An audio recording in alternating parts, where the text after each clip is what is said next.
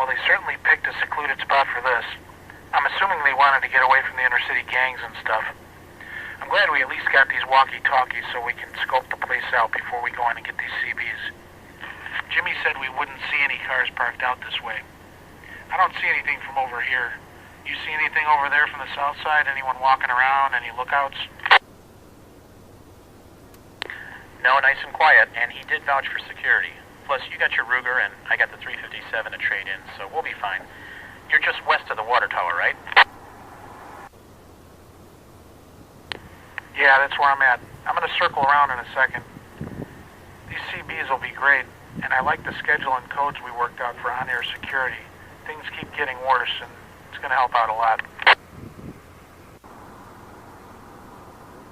Yeah, and getting a 9mm for this 357 is going to help us with our ammo standardization between the two of us. I wonder what else they're trading in there. Yeah, a lot of liquor and cigarettes that we don't need. Saves us a lot for our families. I didn't think to bring the batteries. We got a lot of AA's at home. I'm thinking that this water tower here is going to be a great place for a lookout. You can see the entire area from up there. Yeah, sure, but have you ever pulled guard duty in a tower in the winter? It's brutal. You'll freeze your butt off. Yeah, maybe I'm being ultra paranoid. But you're the one who started it with your infantry tactics and everything. Well, everyone inside's going to be armed. It's mostly the gun show group. Nobody's going to try anything in there. We just have to be careful on the way in and the way out. You keeping your 357 in that bag? I've got my Ruger in my holster. Yeah, it's too big for my holster, especially with that red dot laser sight. I'm pulling up behind the place now. You go in first and I'll observe. Then we'll do the same on the way out. I'll be 10 seconds behind you. I'll get the CBs and you trade your gun. Alright, sounds good. First I'm going to be looking to trade the Gold Eagle for some silver so I've got change, and then I'll trade the gun.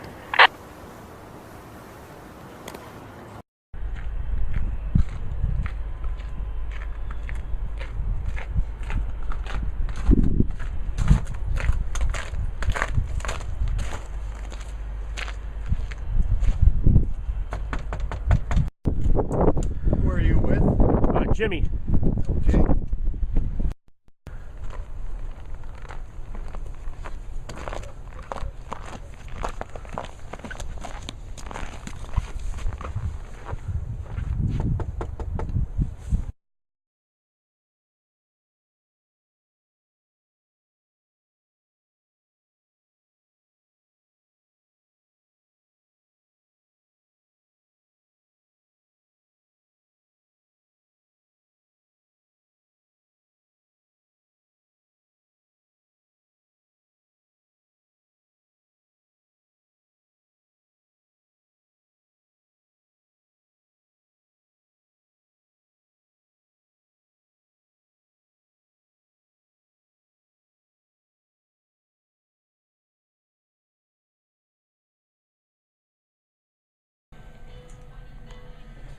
I need to change this, please. What's it going now for gold? All right, looks good. 20 to 1 sound good? 20 silver. Okay, I guess so. I remember when it used to be 40 to 1. Okay, so both CBs for 12 ounces of silver. No, I need at least 15. Well, how about I go 14, but they're eagles, not just rounds. Eagles, alright, deal. Okay, what about these canned hams you got here? Are these about £1 each? Yeah, I'm getting an eagle for every 7. All right, I'll take them. What about sales tax? Yeah, sorry, barter isn't taxable here. You'll have to contribute to Uncle Sam some other way. All right. Hey, how you doing? Here's my 357. You want to take a look at that? And if I can take a look at the Ruger. Cool. Okay, so we got our CVs, so we can communicate now really well. We got some canned hams. We got a pretty good deal on that. An ounce of silver for 7 pounds, I think, is what Ed paid, and that's about what you would have paid before the collapse. So at least, you know, the silver protected us against some inflation there. And I got rid of my Smith & Wesson 357. So now Ed and I both have Rugers, the same model, 9mm. So we're standardized on ammo, and we're standardized on parts in case something breaks. We both know how to, we're both intimately familiar with the same weapon, and that's important for standardization. But then when we left, we had a problem, and I don't know whether I should be proud of the fact that our security procedures worked, or if I should be embarrassed that I was caught off guard. But I'm leaving the barter exchange, and I see some guys getting out of a car or whatever, and all of a sudden I get a tap on my shoulder. I turn around and wham! The guy hits me really hard. He had a ring and it cut me. Not too bad, but all of a sudden I'm standing there. These two guys are there. You're coming with us, and so they're trying to shove me in this car. Fortunately, Ed was coming right behind him.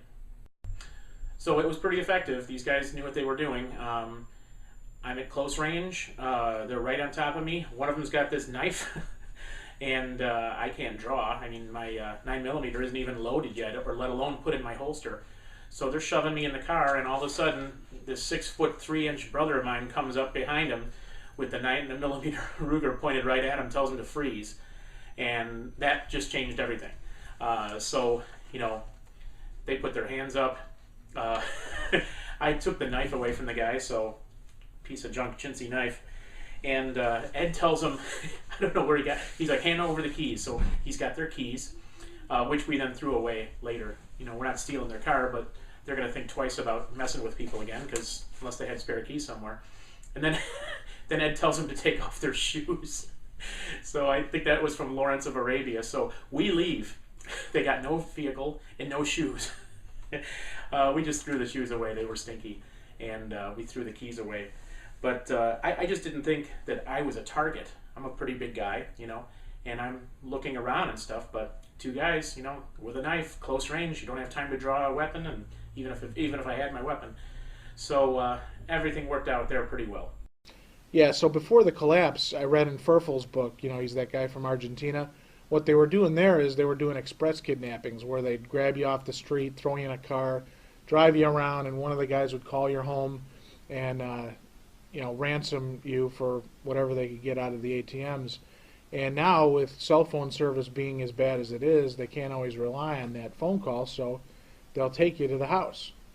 So if they had gotten me to my house, though, without calling first, my wife would have been ready for them. I would have made noise coming in, and I would have said our code word, Melissa, I'm home. Her name isn't Melissa, and she knows that means get the gun. And she's a pretty good shot. She's not afraid of using a gun, and she's not as good as me, but she's a great shot, and we would have been fine, I think.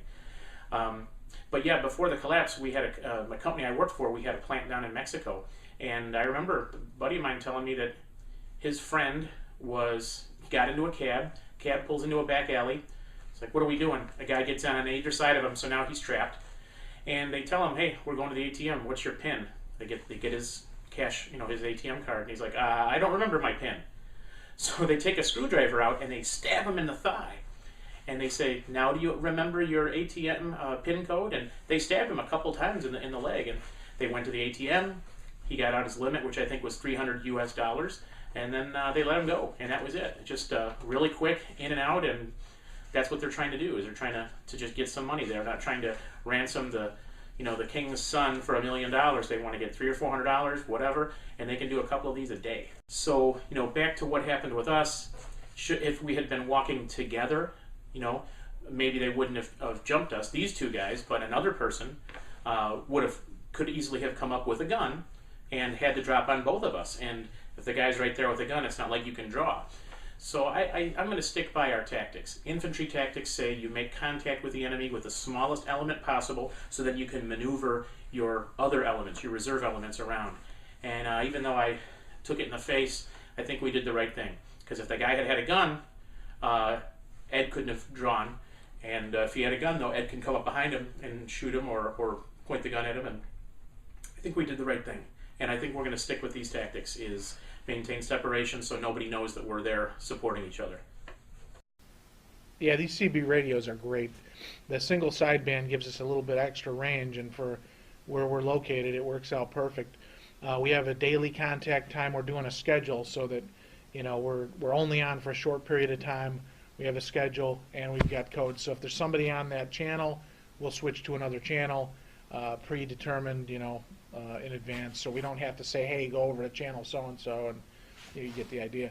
Anyway, we got to call it 2. Hopefully there's no crisis going on, and we're just going to be checking in.